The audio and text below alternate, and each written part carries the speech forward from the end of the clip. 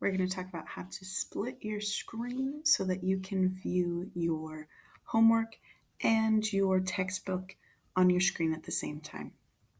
I'm in my Clever account and I'm going to open both Google Classroom and McGraw-Hill. I have them already. They'll open as new tabs. They're already open for me here. I'm going to open up my assignment all the way. And I'm going to open this with DocHub so that I can edit it. That I've already opened. And I have my textbook also. Let me show you this. You're going to click your interactive student textbook, and that'll open up right here. Now you're going to look in the corner over here and see if you have one square or multiple squares. If you have multiple squares, that's better. It'll make this a little bit easier. You're going to take your workbook page and you're going to take one finger and touch and hold that down on your trackpad, and then take another finger and pull that down. You're going to take that tab out. Then you can also take this tab and move it over, or you can leave it there. Either way is fine. And then you're going to make this the size you want it. So I want this to be on half of my screen. And I want this to be on half of my screen. So I'm going to find this little arrow right here. When I move to the very edge, it makes an arrow. And I'm going to slide it back over to the other side of my screen.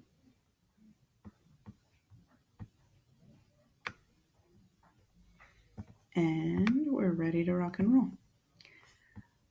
I can add my name and my date and my class to the top of here. And I'm going to read all the directions in here. This is lesson 1. So I'm going to look in my textbook in the table of contents to find that lesson 1. Chapter 1 and lesson 1. Now, these workbook pages don't say the chapter on them, but you can tell it's chapter 1 if you look here, 1.1, that's chapter 1, lesson 1. Or in the topic in your Google Classroom, it says that it's chapter 1. So, I find that chapter 1, lesson 1, and I'm going to click there. It's sending me to the last place that I read in lesson 1. And you can read.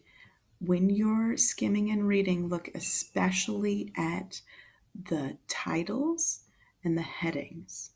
So this is the purposes and origins of government. Also, if you'd like to have the textbook read it out loud to you, then you can have it read that to you.